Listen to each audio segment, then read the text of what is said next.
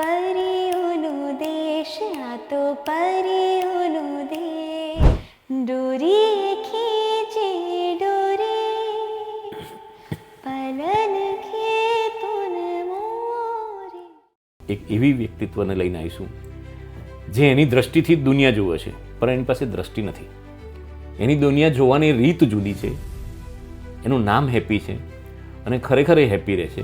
અમેરિકાના president Donald Trump India આવવાના હતા અને નમસ્તે ટ્રમ્પ આખો કાર્યક્રમનો પ્રોજેક્ટ હતો. આપણે એની આંખો નથી એ વિષય પછી લઈએ, પણ પહેલાં તો દીકરી જન્મવાની, એક તો જન્મવાની છે, બાળક જન્મવાનું છે ને એમાં દીકરી છે. નમસ્કાર, હું હર્ષદ મહેરા 3 વાતોમાં આપનું સ્વાગત કરું છું. વિશિષ્ટ વ્યક્તિઓ સાથે વાત કરવી છે અને વિશિષ્ટ વ્યક્તિઓ એવા કે જેનાથી પરિચય આપ સૌને હોય, પરંતુ એ વ્યક્તિનો જે પરિચય છે એ પરિચયની ઉપર જઈને આપણે એવી વાતો કરવી છે કે જે એ વિશિષ્ટ વ્યક્તિ એ વિશિષ્ટ કેમ બન્યો.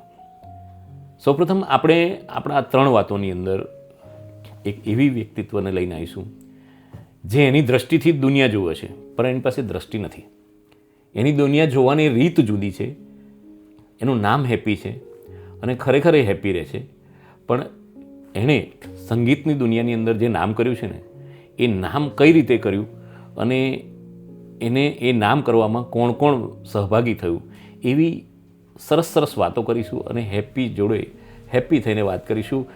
આપણે અત્યારે આપણી સાથે બેઠા છે હેપી દેસાઈ. વાત કરીશું હેપી દેસાઈ સાથે.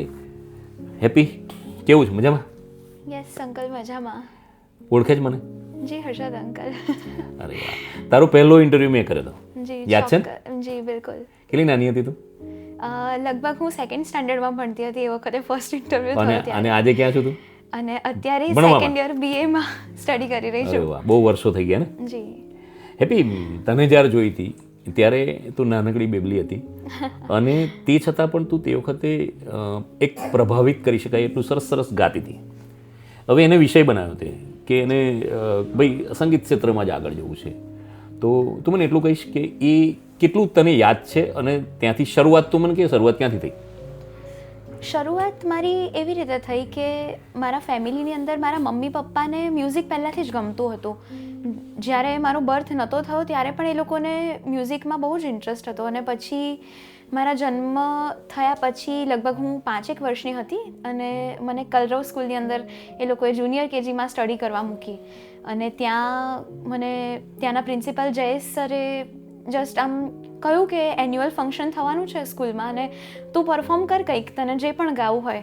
તો ત્યાં મેં એક બાળગીત પરફોર્મ કર્યું અને એના પછી કયું બાળગીત કયું હતું? પહેલી વાર જે ગાયું હતું મને જરાક એક લીટી સંભળાય. ચોક્કસ, મને એમ પણ 2 લાઈન એની યાદ છે. બાળગીત આવું કંઈક હતું કે પરિયોનો દેશ આ તો પરિયોનો દેશ પરિયોનો દેશ આ તો પરિયોનો દેશ. આવું કંઈક બાળગીત મેં પરફોર્મ કર્યું હતું સરદારનગર ખંડમાં. જી. અને એના પછી ઓડિયન્સે બહુ જ સારો પ્રતિભાવ આપ્યો. પેરેન્ટ્સને પણ લાગ્યું કે દીકરીનો અવાજ બહુ સરસ છે અને કંઈક મ્યુઝિકની અંદર કરી શકે એમ છે. એટલે એના પછી એ લોકોએ એક ક્લાસિકલ ટ્રેનર માટેની શોધ કરી અને પછી મને કિન્નરી સોની મેમ મળ્યા અને એમને પછી મારા ગુરુ એ બન્યા અને ક્લાસિકલ ટ્રેનિંગની મેં બાકાયદા શરૂઆત કરી એમની પાસે. તું સંગીતમાં આટલો રસ લે છે, એ મમ્મી પપ્પાને શોખ હતો એટલે તું લે છે, બરાબર છે? તો તારા શોખ ક્યાં ગયા? તારા શોખ શું છે? મને સંગીત ઉપરાંત લખવું બહુ ગમે. ગુજરાતીની અંદર એના પછી જેવી રીતે RJ સ્ટાઇલમાં લોકો વાત કરતા હોય એવું પણ મને વધારે ગમે. ચેસની ગેમની અંદર પણ મને બહુ જ ઇન્ટરેસ્ટ છે. વક્તૃત્વ પણ હું કરું છું. મેં તો સાંભળ્યું તું બાઇક ચલાવ? હા, નાની હતી એ વખતે મારા પપ્પા જ્યારે અમે લુણાવાડા વતનમાં જતા ત્યારે મને આગળ બેસાડીને પછી એ રીતે ડ્રાઈવ કરાવતા હતા, એટલે એ વખતે કરતી. અત્યારે ચલાવ કઈ?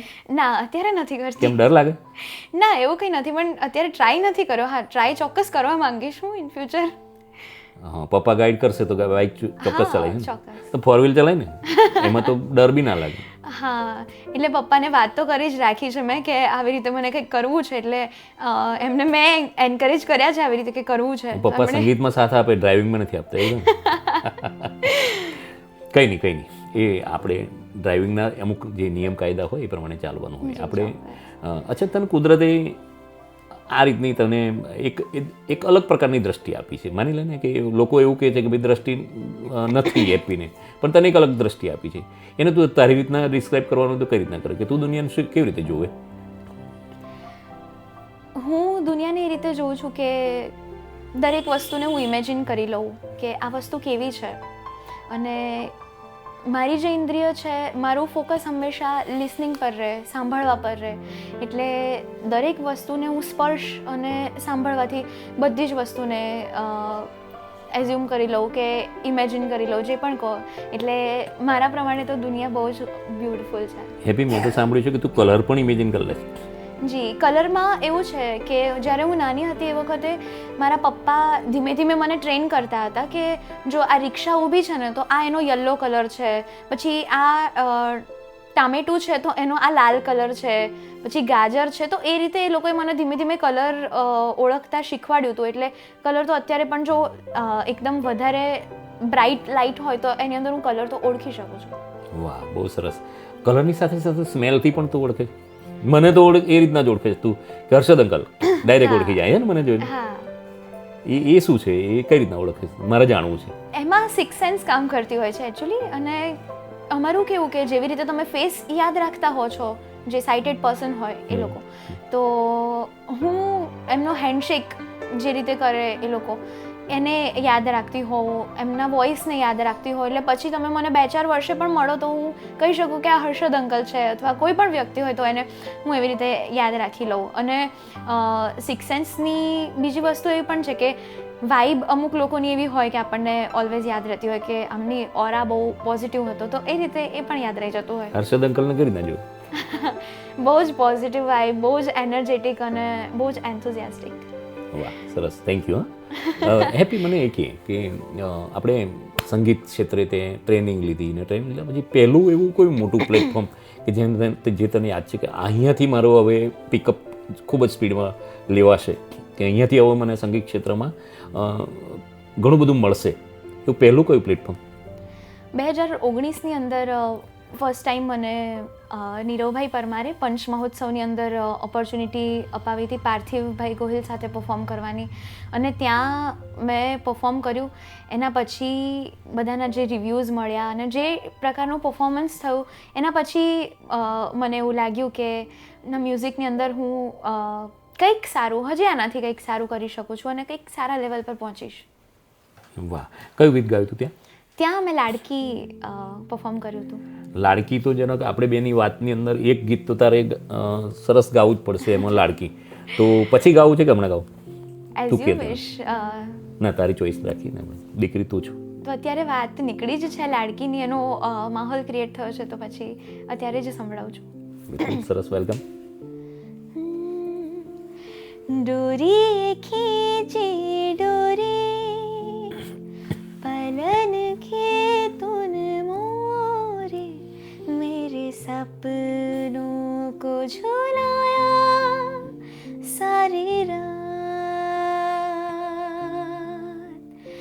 भले बगिया तेरे छोड़े भले निंदिया तेरे चोरे बस इतनी सी याद तो रखे मेरी बात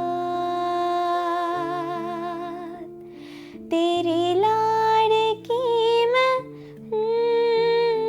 तेरी लाडकी मैं तेरी लाडकी मैं छोड़ूंगी ना तेरा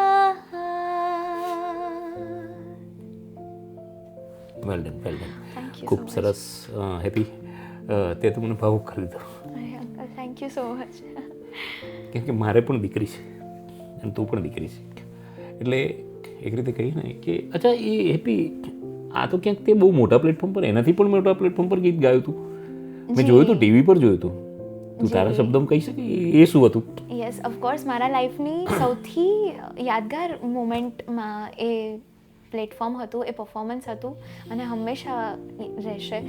એની અંદર થયું હતું એવું કે ફેબ્રુઆરી 2020ની વાત છે અને અમેરિકાના પ્રેસિડેન્ટ ડોનાલ્ડ ટ્રમ્પ ઇન્ડિયા આવવાના હતા અને નમસ્તે ટ્રમ્પ આખો કાર્યક્રમનું પ્રોજેક્ટ હતો, જેની અંદર આપણા પ્રાઇમ મિનિસ્ટર માનનીય નરેન્દ્ર મોદી સાહેબ પણ આવ્યા હતા અને અમદાવાદના નરેન્દ્ર મોદી સ્ટેડિયમ ખાતે આખો પ્રોગ્રામ ઓર્ગેનાઇઝ થયો હતો. તો બિહાઇન્ડ ધ સીન એવું થયું કે સવારે 7 વાગે મને નીરવભાઈનો ફોન આવ્યો કે હેપી તમારે આવી રીતે પરફોર્મ કરવાનું છે કીર્તિદાન ગઢવી સર સાથે, તો તમે જેટલું બને એટલું જલ્દી અમદાવાદ આવી જાઓ. અને અમે લોકો બહુ જ ફટાફટ ઇમરજન્સીમાં એવું કહું તો પણ ચાલે અમે અમદાવાદ પહોંચ્યા. અને જ્યારે પરફોર્મ કરવાનું થયું તો અમે આગલા દિવસે ત્યાં પહોંચ્યા હતા, એટલે જસ્ટ આમ સાઉન્ડ ચેક અને એ બધું થઈ ગયું. પણ થયું એવું કે રિહર્સલ મારું થઈ નહોતું શક્યું, તો વિધાઉટ રિહર્સલ પછી બીજા દિવસે મેં પરફોર્મ કર્યું હતું લાડકી કીર્તિદાન ગઢવી સર સાથે. અને બહુ જ ફોર્ચ્યુનેટ માનું છું હું પોતાને કે કીર્તિદાન ગઢવી સર જ આ સોંગના ઓરિજિનલ સિંગર છે અને એમની સાથે મેં આ ગીત પરફોર્મ કર્યું હતું એ દિવસે. અને જેકપોટ કહેવાય. જી બિલકુલ. અને જેવી પહેલી જ લાઈન ગાઈ ને મેં હર્ષદ અંકલ, આખા સ્ટેડિયમની અંદર જે પબ્લિકની શાઉટિંગ, જે ચીયરઅપનો જે ગુંજારો હતો ને, એવું મારી લાઈફમાં ક્યારેય નહીં ભૂલી શકું. બહુ જ પ્રાઉડ, બહુ જ ખુશીની મુમેન્ટ હતી મારા માટે. એટલે હેપી એમાં એક વાત ઉમેરું કે અમે લોકો ટીવી પર બી એ રીતના તાળી પાડતા હતા. તો ટીવી પર દેખાતી હતી સ્ટેડિયમની અંદર જે લોકોના આમ કિકિયારીઓ સંભળાતી હતી એ અમારા ટીવી સેટમાં જોયું અમે. તો એવા તો કરોડો લોકો હશે કે જે લોકો, અને હેપી દેસાઈ એક્ઝેક્ટલી તે વખતે હેપી દેસાઈ તરીકે લોકોના મનમાં આવી કે આ હેપી દેસાઈ કોણ છે, બરાબર. એટલે આટલી મોટી સક્સેસ તો તને મળી ગઈ. સક્સેસ બદલ તો પહેલાં તને અભિનંદન આપવા પડે, પણ આ અભિનંદનના સાચા હકદાર છે ને કોણ છે ખબર? જી મારા મમ્મી પપ્પા. તો આપણે આ વાતની અંદર તારા મમ્મી પપ્પાને બધી લેવા જોઈએ ને. જી ચોક્કસ. તો આપણે ઇન્વાઇટ કરીએ હેપીના મમ્મી પપ્પાને. આપણી સાથે છે એ હેપી દેસાઈના મમ્મી પપ્પા. બંને ટીચર છે અને વિનોદભાઈ એના પપ્પાનું નામ છે, રસીલાબેન એના મમ્મીનું નામ છે. પહેલાં તો વિનોદભાઈ, રસીલાબેન, પહેલાં તો આ દીકરી આખા સમાજને આપવા બદલ પહેલાં તો તમને બધાને અભિનંદન આપીએ. વિનોદભાઈ, એવું છે ને કે દીકરી જન્મે ને તો બધાને ઘેર એવું કે લક્ષ્મી જન્મી. તમારા ઘેર બી એક લક્ષ્મી જન્મી હતી આજથી કેટલા વર્ષ પહેલાં બેટા? 21 વર્ષ પહેલાં. આજે દીકરી 21 વર્ષની થઈ ગઈ. આપણે બીજા ધોરણમાં ભણતી, ત્રીજા ધોરણમાં ભણતી ત્યારે મળ્યા હતા, પણ તે વખત બી આપણે સરસ આ રીતની વાતચીત કરી હતી. પણ આજે આ થોડી લાંબી વાતો કરીશું. વિનોદભાઈ, તમે બંને છો ટીચર, બરાબર. એક શિક્ષકને ક્યારે દીકરી જન્મે પહેલી તો શું લાગણી થઈ હતી? આપણે એની આંખો નથી એ વિષય પછી લઈએ, પણ પહેલાં તો દીકરી જન્મવાની, એક તો જન્મવાની છે, બાળક જન્મવાનું છે ને એમાં દીકરી જન્મી, પહેલી તમારું બંનેનું ફિલિંગ્સ તમે કહો, પછી રસીલાબેન જોડે વાત કરીએ. તમે કહો. ફિલિંગ્સની વાત કરું તો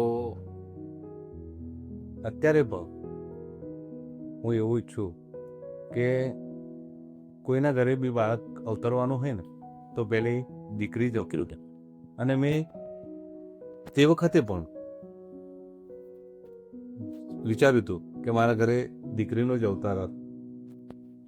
દીકરી જન્મી ગઈ, બરાબર. ઘરમાં ખુશીઓ. તમારા મમ્મી પપ્પા બી હશે તો લોકો બધા ખુશ થઈ ગયા, ઘરે દીકરી છે, લક્ષ્મીજી જન્મે, બરાબર.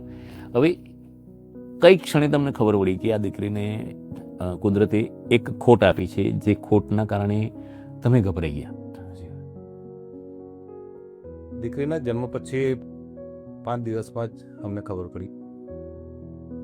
તો થોડો આઘાત તો લાગ્યો. સૌથી વધારે કોને લાગ્યો? આઘાત તો સરખો જ લાગ્યો છે. મમ્મીને જરા વધારે લાગે. પપ્પા પ્રગટ ના કરે, મમ્મી સીધું, એટલે બહુ રડ્યા હશે ને, બરાબર. પણ હવે શું આવે છે ને, તો દીકરી એવી, તમે દીકરીને ટ્રીટ એવી કરી અથવા તો દીકરી તમારે અલગ દ્રષ્ટિ લઈને આવી એવું કહી શકાય ને. વિનોદભાઈ, એક મને જણાવો, એવી વાતને આપણે બહુ ઓછી કરીએ, પણ દીકરીને ક્યારે તમને એવું લાગ્યું કે આ દીકરી સંગીત ક્ષેત્રે કંઈક કરી શકશે? ક્યારે લાગ્યું? તો એ જ્યારે કેજીની અંદર મેં કલર સ્કૂલની અંદર એડમિશન લીધું અને એન્યુઅલ ફંક્શન. અચ્છા, નોર્મલ સ્કૂલમાં ભણાવતા હતા? હા, નોર્મલ સ્કૂલમાં. તો એવું કેવી રીતના નિર્ણય લીધો કે એને આ દિવ્યાંગ તો છે છતાંય તમે નોર્મલ સ્કૂલમાં મૂકી? તો સ્કૂલવાળા એક્સેપ્ટ કર્યું કે તમે ફોર્સ કરેલું?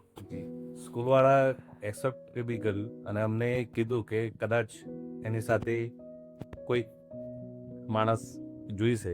છતાં પણ મેં સરને ચેલેન્જ આપી હતી કે સર 2 દિવસ તકલીફ પડશે, પછી એ એની રીતે ટેવાઈ જશે. અને પોતાનું હેન્ડલિંગ એ પોતાની જાતે જ કરી શકે. એટલે એના હોશિયારીની પારખું તમે પહેલાં છો. જી. વાહ. પછી પછી એડમિશન લીધું અને એને બ્રેલ એના શિક્ષક ઉમેશભાઈ સોલંકી દ્વારા એને શીખવાડવામાં આવ્યું હતું અને અત્યાર સુધી બી અભ્યાસ નોર્મલ બાળકોની અંદર જ કરે. અત્યારે કોલેજ કરી દઈ છે એ ભણી. અચ્છા, એ સંગીત તો આટલા ક્ષેત્રે પહોંચી છે, એ કઈ રીતના પહોંચી એ પછી વાત કરીશું, પણ તમે ભણાઈ કેમ રહ્યા છો એને? એનો રસ છે કે તમારો રસ છે? કે તમે શિક્ષક છો એટલે સ્વાભાવિક છે શિક્ષણ પ્રત્યે તમારો લગાવ હોય જ, તો એને ભણવામાં અને આ જે એનું સંગીતનું અત્યારે તો એ બહુ મોટી સેલિબ્રિટી બની ગઈ, કઈ રીતે બેલેન્સ કરે અને તમે કઈ રીતના કરાવો છો એને બેલેન્સ? ભણવામાં તો અત્યારે શરૂઆતમાં તો અમને બહુ આમ કેવું કે બ્રેલ ટીચર મારું નસીબ ગણું કે એનું નસીબ ગણું, તો પણ બ્રેલ ટીચર મળી ગયા અને બ્રેલ લિપિના કારણે એ ખૂબ જ આગળ વધી ગઈ અને અત્યારે ટેકનોલોજીનો જમાનો છે તો ઓડિયો વિડીયો દ્વારા એ પોતાનું હેન્ડલિંગ કરી શકે છે અત્યારે. અચ્છા, એને પહેલી વાર પ્લેટફોર્મ આપવાનું થયું તે વખતે તમને એ સંગીતમાં સારું ગાતી થઈ, એને ટ્રેન કરવાવાળા ટીચર બી હેપી અમને વાત કરી હમણાં, એટલે એ વાત રિપીટ નથી કરતો, પણ એને જ્યારે પહેલું પ્લેટફોર્મ મળ્યું તે વખતે તમે સાથે ગયા હતા, કેવું લાગ્યું હતું તે વખતે? ખૂબ જ ખુશી અને આનંદ થયો હતો. તે વખતે યાદ આવ્યું હતું કે આ દિવ્યાંગ છે અને આંખો નથી અને હવે આ એના હેપીના મમ્મી પપ્પા તરીકે તમે ઓળખાવો છો, તો તે વખતે કેવી લાગણી હતી? અમને ખૂબ જ ખુશી થઈ હતી અને પબ્લિક પણ અમને ખરેખર હેપીના પપ્પા બરાબર એની ખામીને નથી જોઈ. દીકરીનો વાલા પપ્પા તો હોય પણ મમ્મીને કેમ બોલાય? તો મમ્મીને ના બોલાય ને, કે એનો ઉછેર તો મમ્મીએ જ કર્યો હશે. આમ વાલી હેપીને પૂછો તો હમણાં પપ્પા જ વાલા એમ કહેશે, પણ મમ્મીનો પણ રોલ હોય ઘણો બધો. રસીલાબેન કેમ છો? બસ મજામાં. અને આ હેપીની વાત કરીએ છીએ, પપ્પાએ વાત કરી લીધી, હવે છેલ્લો નંબર તમારો નહીં, આમ તો પહેલો જ નંબર હોય, પણ રસીલાબેન આ દીકરી જન્મીને તો એ જ ઇમોશનને ફરી યાદ ના કરીએ, પણ છતાંય એક પહેલું એક લીટી કહી શકો તમે કે જન્મી કેવું લાગેલું એને જ્યારે ખબર પડી કે એની આંખો નથી, તો શું ફિલિંગ્સ આવ્યા હતા પહેલાં? આમ તો લગભગ એ જન્મી ત્યારે તો મને પણ ખુદને ખબર નથી, કારણ કે એને મને ઓપરેશન કર્યું હતું અને અઠવાડિયા અને તાવ બી આવી ગયો હતો. ઓ બાપરે. એટલે લગભગ અઠવાડિયા સુધી તો તાવ જ ચાલે, પછી ખબર પડી કે આ પ્રોબ્લેમ છે, પણ આ લોકોએ મને જણાવ્યું નહોતું. બરાબર. દુઃખી થયા છો? હા, એટલે એક બાજુ તાવ આવે છે, એક બાજુ સીઝર કર્યું છે, તો પછી કઈ રીતે જણાવીએ એમ, એટલે આ લોકોએ મને પછી ક્યારે ખબર પડી કે છોકરીનામાં? 15 દિવસ પછી મને ખબર ના પડી. એ વિષયને આપણે બહુ ટાળી દઈએ, પણ પછી ક્યારે ખબર પડી કે આ છોકરી તો એવી મને ઈશ્વરના આશીર્વાદ સમાન મળી છે કે એને સંગીતમાં ખૂબ જ રસ છે અને ખૂબ ટેલેન્ટેડ છે? એટલે એ લગભગ જ્યારે કલરવ સ્કૂલમાં એને પરફોર્મન્સ કર્યું એ વખતે લાગ્યું કે આ કંઈક સંગીતમાં આગળ વધે એવી છે, એટલે અમે એને ખૂબ સપોર્ટ કર્યો. આજે સીધા જ આપણે આજના દિવસ પર આવી જઈએ કે ભાઈ ત્યાર પછી તો હેપીએ ઘણી બધી જર્ની જોઈ, ઘણા જ બધા પરફોર્મન્સ કર્યા, ગોધરામાં કર્યા, ગોધરા બહાર કર્યા, રાજ્ય આખામાં ક્યાંક ને ક્યાંક કર્યા, નાની મોટી સેલિબ્રિટીઓ સાથે કર્યા, એના જેવા બહુ મોટા સિંગરો સાથે પણ કર્યું કે એ કહેવાય કે જ્યારે અમેરિકાના રાષ્ટ્રપતિ અહીંયા આવ્યા ત્યારે કીર્તિદાન ગઢવી જેવા ઊંચા ગજાના કલાકાર સાથે હેપીએ ગાયું અને એ બી લાડલી ગાયું, એટલું ફેમસ કે હવે શું લાગણી થાય તમને? કેટલું આનંદ થાય, કેટલું તમને હેપીથી કેવું લાગે? હવે તો હર્ષોલ્લાસ સમાતો નથી. અને મેઇન વાત, આ હેપી સ્ટેજ પર જાય તો એને પપ્પા મૂકવા આવે, તમે નથી દેખાતા, આવું કેમ? આમ તો દીકરીઓને બાપ જ વાલો હોય છે, એના પપ્પા હર હંમેશ એને સ્ટેજ પર મૂકવા જતા હોય, હું એની સાથે જ હોઉં છું, પણ એના સ્ટેજ પર તો એના પપ્પા જ મૂકવા છે. એના પછી બહુ લાંબા સમય પછી બીજી દીકરી તમારે ત્યાં આવી, કેમ આવું? હવે એવું વિચાર્યું કે આની પાછળ થોડીક મહેનત કરીએ, પછી મહેનત ફળી અને ફળતી દેખાઈ પછી તમે બીજા બાળકનો પ્લાન કર્યો, બરાબર? એટલે બીજી દીકરી તમારી કેટલા વર્ષની? 5 વર્ષની. 5 વર્ષની અને 21 વર્ષની હેપી છે, એટલે એક મોટો તફાવત છે. એટલે હેપી એકવાર એનું નામ કરી લીધું પછી તમે પ્લાન કર્યો. હેપી, આપણે હવે સીધા ધારા પર આવીએ. હેપી મમ્મી પપ્પાએ તો કહી દીધું, બહુ ટૂંકમાં કહી દીધું, બહુ પ્રાઉડ ફીલ કરાવે છે, બરાબર? અને મમ્મી પપ્પાને હજુય પ્રાઉડ ફીલ કરવા માટે બીજા શું સપના જોઈ રહી છે? મ્યુઝિકની અંદર બહુ જ સારું કરિયર બનાવવું છે.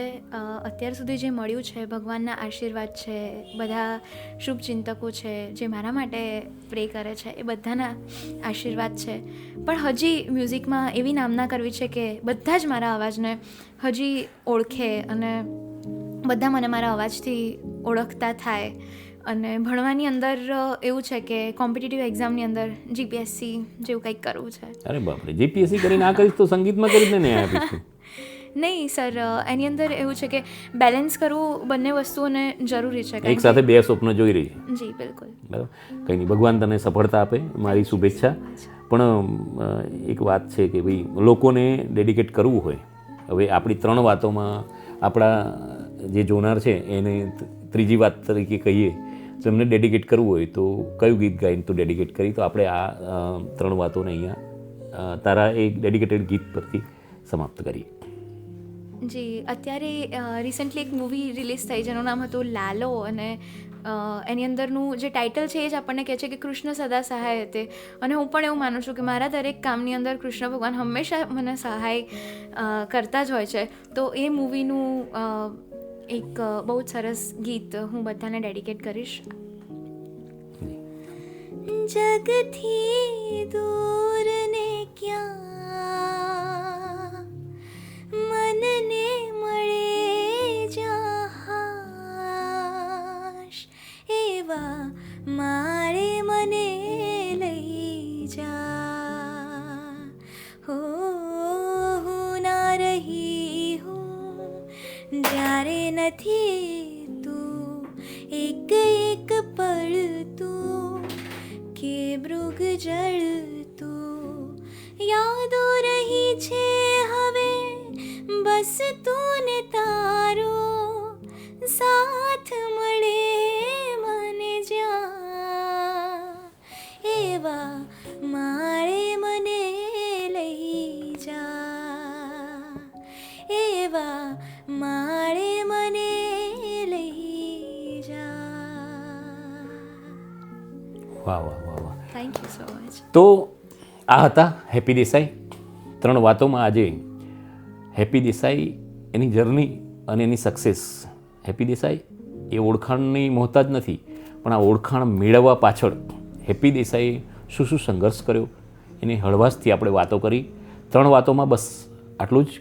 ફરી આવતા એપિસોડની અંદર 3 વાતોમાં બીજી કોઈ હસ્તી સાથે સરસ મજાની અંતરંગ વાતો કરીશું. નમસ્કાર.